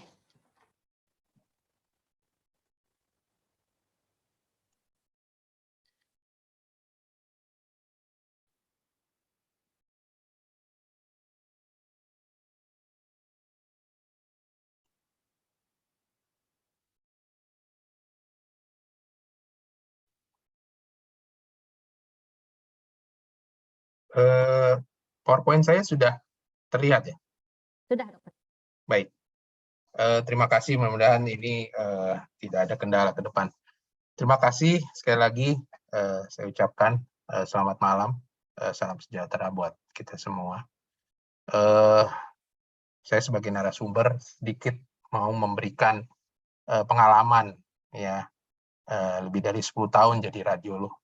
Bagaimana mendiagnosis kelainan-kelainan di appendix ya secara praktikal, sehingga nanti setelah kita selesai dari acara ini kita memiliki satu persepsi yang sama bagaimana cara mendiagnosis kelainan di appendix ya. Nah, ini yang terjadi ya kalau di lapangan klinisi selalu working diagnosisnya adalah simptom. Jadi datang dengan keluhan abdominal pain. Nggak pernah ada tulisan suspek appendicitis, jarang lah. Gitu. Cuman bilang abdominal pain. Kemudian dia minta kita yang diagnosis, kita yang analisis. Memang enaknya nggak terbagi secara 50-50 ya. Mestinya kan klinisi memberikan satu pandangan gitu ya, bahwa penyakitnya apa, tapi kita yang suruh cari gitu. Karena biasanya kelainan-kelainan appendix itu datang dengan simptom abdominal pain ya. Dan dia letaknya di kanan bawah ya. Dan kalau kita dapat klinis nyeri perut kanan bawah, langsung yang jadi kambing hitamnya adalah organ appendix ya. Tapi hati-hati bahwa sebenarnya tidak hanya organ appendix ya, bisa kolon ya. Kalau wanita bisa uterus, bisa ovarium ya. Jadi harus berhati-hati gitu dalam mendiagnosis appendicitis ini karena keluhan bisa sama. Tapi paling sering memang appendix. Kemudian umumnya akan dikirim ke bagian radiologi, dilakukan CT scan atau dilakukan USG ya. Terus saya coba melakukan mengambil salah satu report dari teman sejawat radiologi ya, karena ini yang dikonsulkan ke saya ya. Klinisi awalnya bingung ya, mendapat jawaban dari kita tambah bingung gitu, karena kesannya seperti tidak memberikan satu suggest nih apa gitu ya. Appendix gede, nggak ada ini gitu. Terus DD appendicitis kronis, klinisi bingung, kayaknya sih nyeri perutnya baru-baru aja, kenapa jadi appendicitis kronis. Bahkan klinisi mengatakan, setahu saya appendicitis kronis itu diagnosis patologi anatomi, kenapa bisa ada keluar di radiologi report gitu. Jadi yang pengalaman di lokasi, klinisi jadi tambah bingung gitu ya. Akhirnya kadang berujung pada observasi, dikasih antibiotik Ya kita lihat aja nanti kalau sakit lagi baru dilakukan operasi. Nah, pertanyaannya adalah sebenarnya imaging itu cukup kuat nggak sih ya, cukup akurat nggak untuk mendiagnosis apendisitis? Banyak studi-studi dan beberapanya ada salah satu studi coba dikumpulkan, dibikin meta-analisis. Rupanya imaging itu cukup lumayan lah ya, memiliki nilai sensitivitas, bisa sampai 94%. Ya, spesifitasnya bisa sampai 95% kalau pakai CT. Kalau pakai USG tentunya lebih rendah. Gitu ya. Artinya klinisi berharap banget nih sama radiologi ya untuk bisa menyelesaikan masalah mereka gitu ya. Paling tidak memberikan saran. Ini sarannya mau diapain? Apa mau diobserve? Apa mau dilakukan operasi gitu ya. Ya, jadi apa jangan-jangan bukan apendisitis ya. Beberapa minggu yang lalu ada teman sejawat mendiagnosis apendisitis, kemudian kita re-expert dan kemudian dilakukan operasi, rupanya tumor ya, mucinous adenokarsinoma. Jadi kita harus bisa menjawab apa yang menjadi kebutuhan klinisi. Nah, pertanyaannya adalah tadi kan imaging cukup kuat ya, cukup akurat ya. Dan imaging apa yang kita bisa pakai? Rupanya simple, sederhana, cukup dilakukan CT scan non kontras, nggak usah ditambah embel-embel pakai intravena, pakai oral. Dan baik itu ada penelitian, baik itu residen maupun non-residen membaca CT scan non kontras itu memiliki equal agreement ya, ataupun equal ability ya untuk melihat appendix. Ya, jadi sederhana lah paling tidak pemeriksaannya ya. Dan ini adalah nilai sensitivitas dan spesifitas dari CT scan non kontras ya, cukup tinggi ya, dan hampir mirip-mirip dengan intravena ya. Kenapa bisa begitu? Pertanyaannya kan gitu. Kenapa kontras dan non kontras hampir sama? Tadi sebenarnya ini udah dibukakan tadi di salah satu narasumber ya, bahwa ada yang bicara tentang observasi, ada bicara tentang kapan kita lakukan operasi ya, ukuran dan secondary sign. Jadi ingat dua itu tadi, ukuran dan secondary sign. Secondary sign apa? Dalam hal ini adalah secondary sign dari inflamasi. Apa itu inflamasi? Yaitu satu, ada edematos atau wall thickening ya, ada fat stranding. Fat stranding, wall thickening sama ukuran yang gede atau ukuran yang kecil itu tentu bisa kita diagnosis dengan non kontras CT ya. Jadi nggak harus pakai kontras ya. Memang di situ ada tambahan enhancement ya, tetapi kalau nggak ada enhancement, kita cukup ketemu ukuran besar, kemudian ada wall thickening, ya kita udah bisa mendiagnosis itu sebagai appendicitis ya. Dan ini saya mau ceritakan antara perbedaan normal appendix dengan appendicitis ya, karena ini salah satunya adalah inflamasi ya, karena ini yang paling sering yang bikin nyeri perut abdomen kanan bawah. Bahwa kalau normal appendix itu selalu kolaps ya, yang appendix yang normal itu selalu kolaps. Nah, karena ada sumbatan ya, sehingga ada cairan yang tertumpuk di appendix, sehingga di tengah dari appendix itu ada gambaran hipodens. Jadi itulah tanda-tanda satu appendix yang abnormal ya. Demikian. Jadi gampang pegangannya itu aja ya, di tengahnya ada yang kosong hipodens, harus hati-hati ya, sehingga nanti kita harus evaluasi itu ya, lihat dari ukurannya, lihat dari secondary sign-nya dan lain sebagainya. Nanti di belakang saya akan ceritakan. Ini pengalaman kami ya. Ya, jadi ini adalah kasus-kasus kita yang nanti bisa menjadi pegangan kita. Nah, pertanyaannya adalah, mohon maaf, nah, ini adalah CT finding-nya. Ya, tadi ada dilatasi, ada wall thickening tadi kan, ada fat stranding dan segala macam. Pertanyaannya gampang, semuanya ini harus ada nggak gitu kan? Ya, seperti yang tadi kasus cuman ditemukan besar, terus selanjutnya mau dibilang apa gitu. Ya. Nah, ini kan mesti kita jelas tertulis di kesan. Nah, di beberapa kepustakaan mengatakan ya bahwa ukuran itu yang paling signifikan, ya, bahwa itu adalah suatu proses inflamasi, ya, itu adalah ukuran yang lebih dari 1 cm, ya.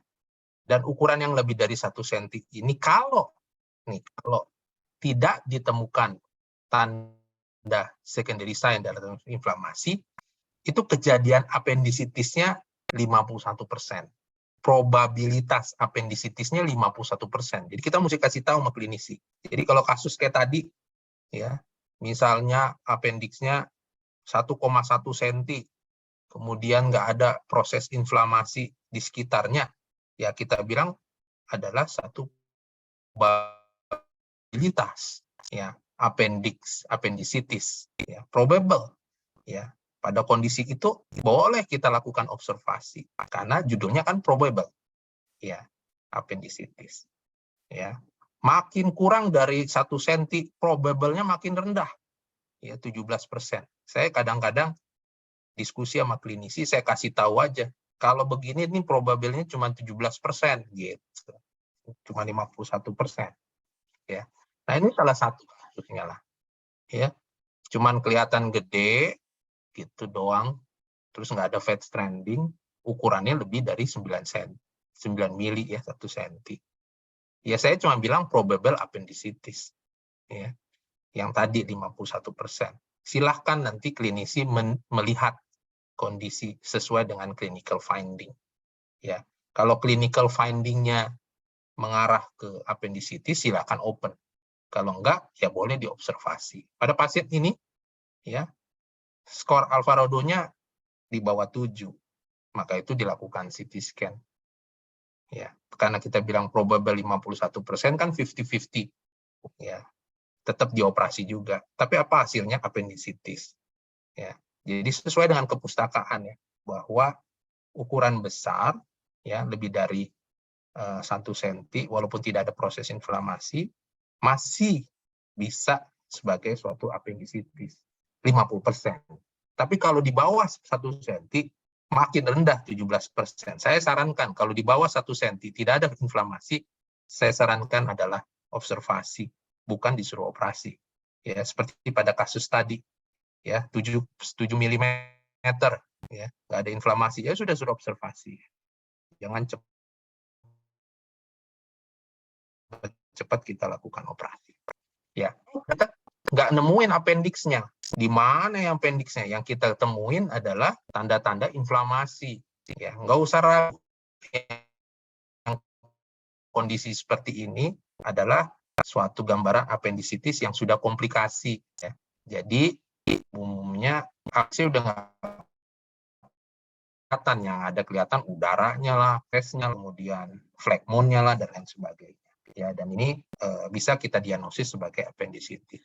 Ya. Atau kadang-kadang, ya, appendixnya normal, tetapi proses inflamasinya juga cukup signifikan, ya, di mana kita lihat ukurannya sekitar kurang dari 1 cm, tapi inflamasinya cukup lumayan, atau ukurannya masih 6 mili, inflamasinya cukup lumayan. Boleh ini kita diagnosis sebagai appendicitis, ya. Walaupun kasus yang seperti ini, ya, jarang, ya, dikatakan cuma 26%. Ya. Ya. Atau kadang-kadang, bukan kadang-kadang, ya kadang-kadang lah, ya, nggak kelihatan, ya, inflamasinya nggak kelihatan. Ya. Karena apa? Karena pasiennya kurus, terus belum lagi meteorismus, ususnya pada gede-gede, udah kita bolak-balik atas bawah, tetap nggak kelihatan appendixnya. Pertanyaannya kadang-kadang klinisi suka nanya, masih mungkin appendicitis nggak? Masih. Kita harus berani bilang masih, walaupun kita juga harus berani mengatakan dikesan bahwa kita tidak menemukan tanda-tanda inflamasi appendix. Ya, tetapi kalau ditanya masih mungkin nggak? Gitu. Ya masih, tapi berapa persen sih? Ya ini nih, di kepustakaan mengatakan cuma 2%. Ya. Sebelah kiri itu bicara kepustakaan, sebelah kanan bicara kasus. Jadi masih mungkin kalau di open, totonya ketemu appendicitis. Ya. Tetapi yang di ekspertise tentunya kita nggak usah mengada-ngada bahwa ditemukan appendix, appendixnya nggak ada. Ya. Tetapi kalau ditanya apakah masih mungkin, ya bisa. Gitu. Tetapi kecil. Jadi ini salah satu tanda bahwa appendicitis itu bisa berkomplikasi, ya, menjadi yang namanya appendicoinfiltrat. Kalau bahasa kerennya adalah phlegmon. Tandanya dia lebih padat. Ya. Phlegmon ini harus dikasih antibiotik dulu baru dilakukan operasi, karena akan menyulitkan klinisi pada waktu di open. Ya. Jadi kita mesti ceritakan bahwa memang ada komponen padat di situ. Nah, kadang-kadang phlegmonnya sudah selesai dikasih antibiotik, dia luruh, ya, jadilah abses. Semua ini adalah komplikasi karena appendixnya terjadi perforasi. Ya, jadi kalau abses biasanya mereka bisa langsung tindakan, nggak perlu dikasih antibiotik. Tapi tahu bahwa appendixnya sudah mengalami abses. Kalau ditanya mana appendixnya, kadang-kadang kita nggak lihat. Kayak contoh kasus ini, kita nggak ngelihat appendixnya. Yang mana ya? Yang ada cuman ada dinding tebel, kemudian ada air, ada segala macam, kemungkinan ada suatu abses. Ini yang kita namakan non-visualized appendix with inflammatory sign, gitu ya. Maaf Dokter Sahat. Seringkali juga ditanya, ya, seringkali ditanya, gimana dengan luminal air? Kadang-kadang kita bilang kalau ada luminal air aman, enggak juga. Itu bisa ditemukan 31%. Nah, ini adalah call-nya, ini hati-hati kalau kita ketemu tanda seperti appendicitis, lihat sekumnya, jangan-jangan sekumnya ada massa. Karena apa? Karena ada obstruksi, ya, sehingga kemudian tadi appendicitis mass, ya, kalau nggak ada fat stranding harus pikirkan appendicitis mass. Lihat pegangannya, kalsifikasi pada dinding, ya, dan clinical finding seperti pada kasus ini, ya. Maaf, Dokter. Dan ini terakhir adalah appendicitis, ya. Jadi message-nya adalah ini. Saya mau kasih tahu, jangan pegangan kita 6 mili, 1. Kemudian kalau diagnosis APP, gitu, kalau nggak ada inflamatori lebih hati-hati kita. Jadi lebih lihat morfologinya, ada kalsifikasi lah atau apa, ada clinical finding. Jadi harus hati-hati kalau tidak ditemukan tanda-tanda inflamasi. Ya, low attenuation fluid, kemudian luminar air tidak ada, itu bisa menjadi pegangan, walaupun bisa juga luminar air itu bisa ditemukan. Jadi intinya adalah klinis dan morfologi finding itu sangat penting buat kita melakukan diagnosis appendicitis. Terima kasih, mudah-mudahan bermanfaat buat kita semua. Terima kasih banyak-banyak, terima kasih untuk Dokter Sahat yang sudah meluangkan waktunya, Dokter. Terima kasih atas sharing case-nya, Dok. Dan sebelum masuk sesi diskusi dan tanya jawab, saya ingatkan kembali untuk apabila ada pertanyaan, masih boleh tulis di kolom chat dan mohon mengisi link absensi untuk mendapatkan sertifikat. Sudah di-share link absensinya di kolom chat. Dan saya akan bacakan pertanyaan yang pertama dari Dr. Patricia untuk Dr. Baskoro. Sebenarnya Dr. Baskoro sudah jawab sih, tapi lebih afdol lagi kayaknya kalau dijelaskan secara langsung, Dok. Ya, baik, terima kasih. Jadi seperti yang sudah saya sampaikan di chat, jadi mungkin saya termasuk dokter yang komunikatif ke pasien ya. Jadi setiap kali USG saya mesti banyak ngobrol dengan pasien, termasuk ketika saya menemukan sesuatu yang tadi saya sampaikan, Seringkali kan pasiennya merasa sakit di daerah ulu hati, mungkin Mas saya sampaikan tidak selalu penyakit yang dirasakan di ulu hati itu berasal dari MAH misalnya. Nah, di sini saya temukan kelainan pada kantong empedu. Tetapi yang penting adalah kita tidak melakukan penjelasan-penjelasan yang masuk di ranahnya klinisi. Jadi seperti ini mestinya harusnya nanti akan dioperasi atau mestinya ini hanya diobati saja sudah cukup. Nah, seperti itu nanti justru akan menjebak kita ketika pasien itu sudah datang ke klinisi. Seperti contoh pasien ikterik misalnya, ternyata di USG saya temukan pelebaran-pelebaran ductus biliaris intra dan extra hepata. Saya sampaikan ini ada bendungan, tetapi penyebabnya misalnya secara USG kita belum temukan, nah mungkin nanti akan ada pemeriksaan lebih lanjut. Nah, terapinya nanti akan sesuai dengan apa yang ditemukan oleh klinisi. Jadi seperti itu saja. Tidak sampai kita masuk ke penjelasan-penjelasan yang apa yang akan dilakukan klinisi, operasinya seperti apa. Nah, nanti kalau itu kita melampaui kewenangan kita sebagai seorang dokter radiolog. Itu ranahnya di PJP klinis. Menurut saya seperti itu sih, Dok. Baik, dokter. Terima kasih, dokter, atas penjelasannya. Kemudian pertanyaan berikutnya dari Dokter Sandi untuk Dokter Nelly. Bagaimana tips dan triks untuk identifikasi appendix pada pasien pediatrik dengan CT scan, khususnya pada pasien yang kurus, di mana usus saling berdempetan? Silakan, Dokter Nelly. Terima kasih, Dokter Nelly. Untuk pasien-pasien yang kurus, biasanya tetap kalau kami dari pengalaman, kita akan lakukan pemeriksaan biasanya tanpa kontras terlebih dahulu, kemudian kita lanjutkan dengan pemberian kontras intravena. Pertama-tama kalau setelah ada, biasanya dari non kontras kita telusuri dulu, kita cari appendixnya tuh di mana. Memang akan susah melihat appendix karena usus yang numpuk-numpuk, fatnya tidak ada, fatnya sedikit sekali. Tetapi dengan kita membuat dengan 3 dimensi, jadi ada potongan aksial, koronal, sagital, kita tentuin dulu, kita lihat dari telusuri kolon ascendent sampai sekum, kita cari iliosekal. Kalau sudah ketemu iliosekal, pelan-pelan kita telusuri ke arah inferior, ke arah distal. Pelan-pelan kita cari, dan kita biasanya akan melihat ada suatu seperti tabung tubuler yang buntu, dan itu kita akan lihat dengan 3 dimensi. Jadi kita lihat dari potongan aksial, koronal, dan sagital. Apakah benar ini adalah suatu appendix? Dan itu non kontras. Tetapi kalau dengan pemberian kontras itu biasanya akan lebih jelas lagi terlihat. Itu syarat saya biasanya sih dari pengalaman akan terlihat. Tetapi tidak bisa dengan satu potongan saja seperti aksial atau koronal saja. Tetap kita harus berbandingkan dengan 3 dimensi tersebut. Intinya adalah cari iliosekalnya terlebih dahulu, terus kemudian pelan-pelan kita telusuri ke arah distal.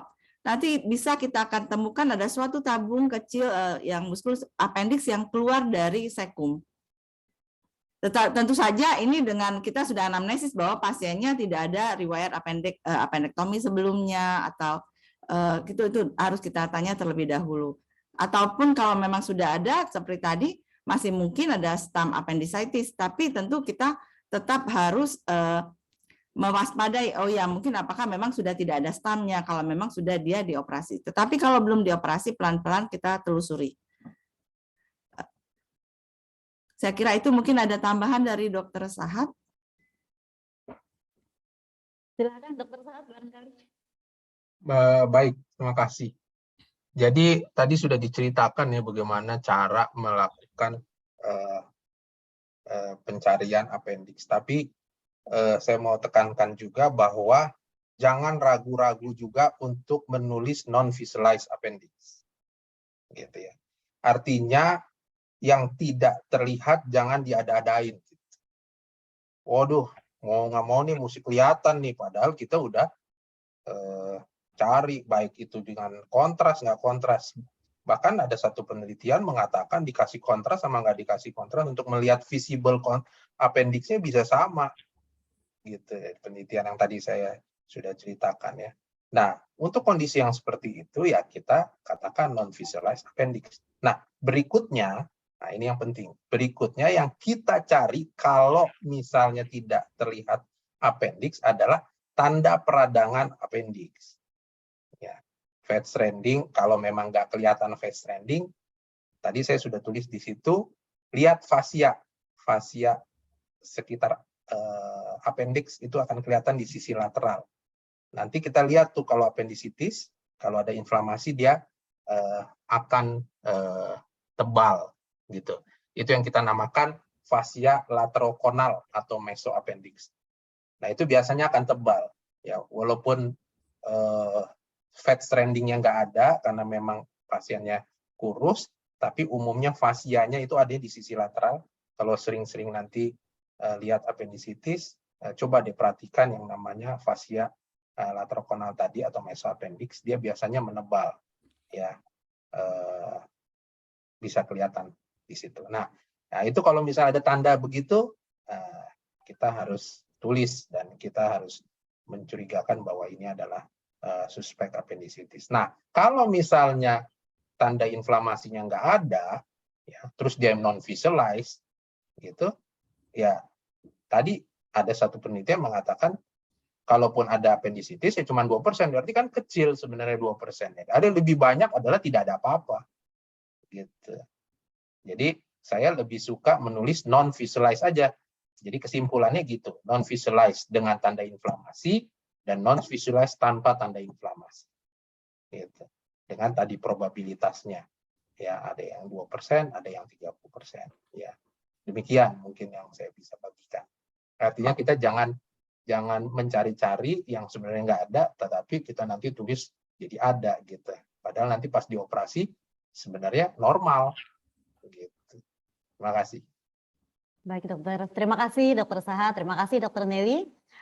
Dan berikutnya untuk dokter Sahat, bagaimana membedakan antara plekton appendix dengan massa appendix, dok? Dari dokter Ari. Ya baik. Silakan dokter. Jadi yang membedakannya adalah tanda inflamasi sebenarnya, karena massa itu umumnya tidak memberikan gambaran inflamasi yang signifikan. Jadi fat stranding, kemudian tadi ada penebalan fascia. Nah, itu hampir kita jarang menemukan. Jadi bersih-bersih aja, kemudian ada bagian yang padat ya, dan ada kalsifikasi. Dan biasanya kalsifikasinya itu adanya di pinggir, di dinding. Bukan appendikolit. Kalau appendikolit kan kalsifikasinya di intralumen. Ya, kalau ini di dinding. Nah, kalau ketemu yang begitu, nggak ada tanda inflamasi, kemudian ada kalsifikasi di dinding, ya kita pikirin tumor dulu, gitu ya, sampai terbukti bahwa itu bukan tumor, ya. Tapi paling tidak kita suspekin bahwa itu adalah tumor terlebih dahulu. Baik dokter, terima kasih dokter Sahat. Dan ini ada pertanyaan lagi, boleh dokter Sahat atau dokter Nelly dari dokter Surya. Izin bertanya, adakah perbedaan akurasi, sensitivitas, dan spesifitas antara CT scan dalam mendiagnosis appendicitis pada dewasa dan anak, dok? Mungkin dokter Sahat bisa bantu. Ya, hampir sama dok, antara anak dan dewasa. Ya, hampir sama. Tetapi perlu digarisbawahi, khusus buat anak, kita biasanya tidak first line-nya adalah CT scan. Ya, kita lakukan ultrasonografi terlebih dahulu. Ya, karena kita mengurangi dosis, mengurangi radiasi. Bahkan yang sekarang juga salah satu yang dianjurkan, kalaupun kita melakukan CT scan abdomen, kita lakukan dengan low dose CT abdomen. Jadi kalau di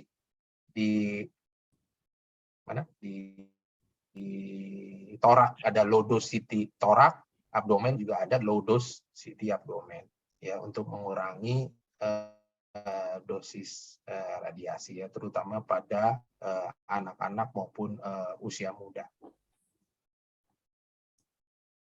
Baik dokter, terima kasih. Terima kasih. Dan saya kira waktunya sudah lewat, karena tadi dokter Sahat sempat ada ini ya, trouble. Terima kasih banyak saya ucapkan kepada Dr. Nelly, Dr. Sahar, Dr. Baskoro. Terima kasih kepada Philips sebagai sponsor. Terima kasih kepada seluruh peserta webinar Perabin Seru Tiktokan. Dan sampai bertemu kembali pada bulan 12 di Seru Tiktokan mendatang. Jadi jangan lewatkan, catat tanggal dan bulannya. Tanggal 9 bulan 12 tahun 2022. Bravo Radiologi. Terima kasih. Wassalamualaikum warahmatullahi wabarakatuh dan selamat malam. Selamat malam. Terima kasih. Alam. Selamat malam, terima kasih. Terima kasih. Selamat malam. Terima kasih, Dokter. Terima kasih. Terima kasih. Terima kasih, dokter. Terima kasih. Selamat malam. Terima kasih. Maaf, mungkin ada pertanyaan yang belum sempat dijawab tadi. Terima kasih. Maafkan karena waktunya sudah lewat. Malam, terima kasih. Terima kasih.